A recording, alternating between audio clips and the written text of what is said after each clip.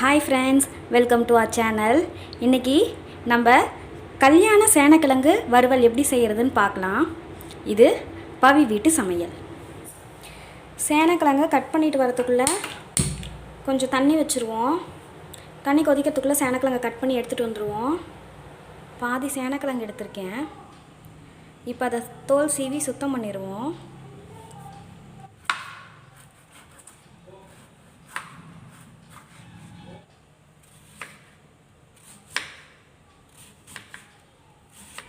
இப்போ இந்த மாதிரி பீஸஸாக கட் பண்ணியிருக்கேன். இதை சின்ன சின்னதாக கட் பண்ணிக்கோ, சிப்ஸுக்கு தேவையான அளவு.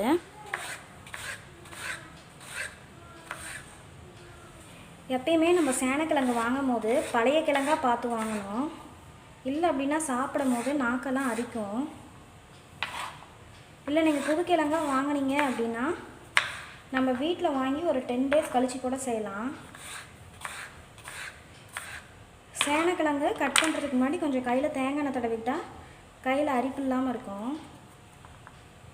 அவ்வளோதாங்க, சேனக்கிழங்கு கட் பண்ணி எடுத்தாச்சு. கட் பண்ண சேனக்கிழங்க அலசி எடுத்துகிட்டு வந்துட்டேன். தண்ணி நல்லா கொதிச்சிருச்சு. இப்போது சேனக்கிழங்க தண்ணியில் சேர்த்துருவோம்.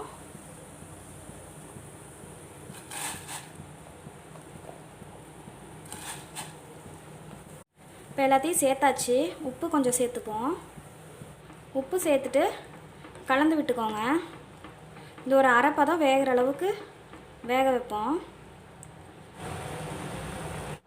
பாருங்கள், அரைப்பதம் வெந்துருச்சு. இப்போ நம்ம இதை வடிகட்டிடுவோம். சேனக்கிழங்கு வடிகட்டியாச்சு. இது கொஞ்சம் ஆறட்டும். அதுக்குள்ளே நம்ம மசாலா ரெடி பண்ணிடுவோம். கார்ன்ஃப்ளவர் மாவு 1 கப் எடுத்திருக்கேன். அரிசி மாவு 3/4 கப் எடுத்திருக்கேன். கறி மசால் தூள் 1 ஸ்பூன் எடுத்திருக்கேன்.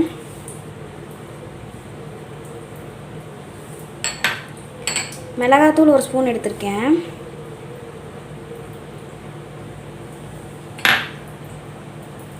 இஞ்சி பூண்டு பேஸ்ட் 2 ஸ்பூன் எடுத்திருக்கேன். உப்பு தேவையான அளவு போட்டுக்கிட்டேன்.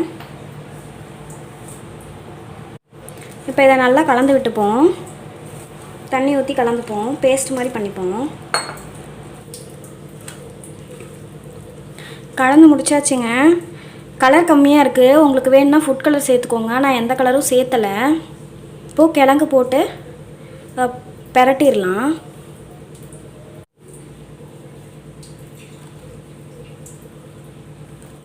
கலந்து வச்சாச்சுங்க. ஒரு அரை மணி நேரம் இதை ஊறட்டும். அதுக்கப்புறம் நம்ம பொரிச்சு எடுத்துருவோம். அரை மணி நேரம் ஆயிடுச்சுங்க. இப்போ நான் கடாயில் எண்ணெய் சேர்த்துக்கிறேன். எண்ணெய் நல்லா காஞ்சிருச்சு. இப்போ பொரிச்சு எடுத்துருவோம்.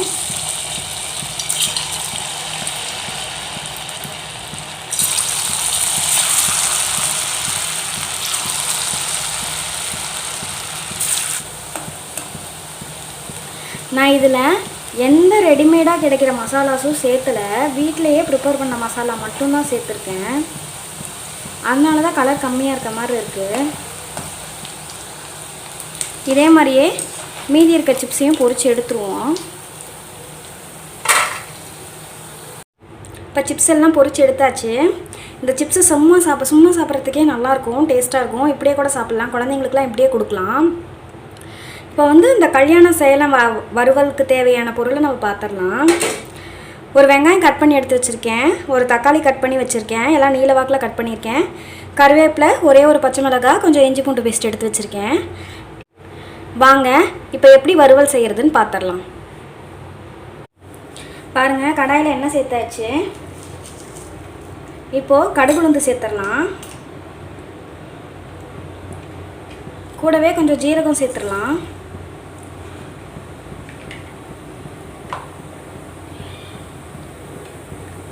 கடுகு நல்லா பொரிஞ்சு வரட்டும். பாருங்கள், கடுகு நல்லா பொரியுது. இப்போ வெங்காயம் சேர்த்துருவோம்.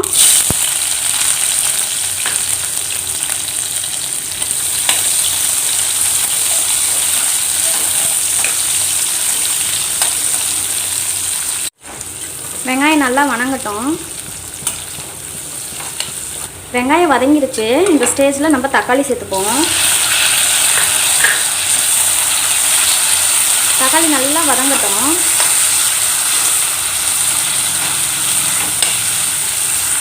தக்காளி வதங்கிறதுக்காக கொஞ்சம் உப்பு சேர்த்துப்போம்.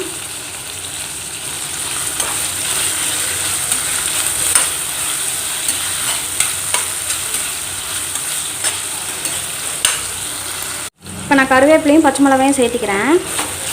தக்காளி நல்லா மசிஞ்சு வந்துருச்சு.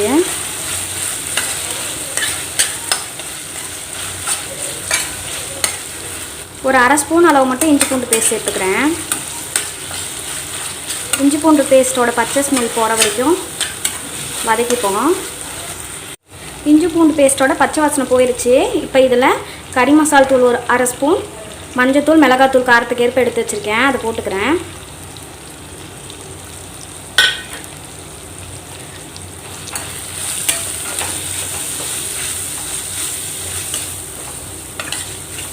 இந்த மசாலா ஒரு நிமிஷம் மட்டும் வதங்கட்டும்.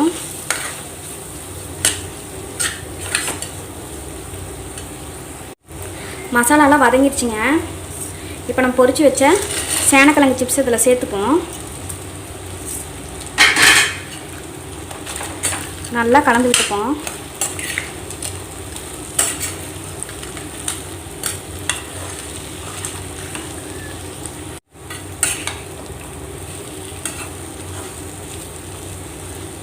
சும்மா ஒரு 2 நிமிஷம் மட்டும் இருக்கட்டும்.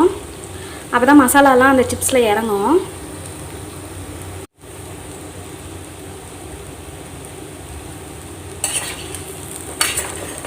அவ்வளோதாங்க, சூப்பரான கல்யாண சேனக்கிழங்கு சிப்ஸ் ரெடி ஆயிடுச்சு.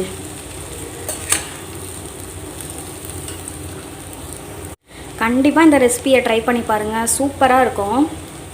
இந்த வீடியோ உங்களுக்கு பிடிச்சிருந்தா மறக்காமல் லைக் பண்ணுங்கள், ஷேர் பண்ணுங்கள். பக்கத்தில் இருக்க சப்ஸ்கிரைப் பட்டனையும் மறக்காமல் கிளிக் பண்ணுங்கள். பக்கத்தில் இருக்க பெல் ஐக்கானையும் கிளிக் பண்ணுங்கள். அப்போ தான் நான் போகிற வீடியோவோட நோட்டிஃபிகேஷன் உடனுக்குடனே உங்களை வந்து சேரும். தேங்க்யூ.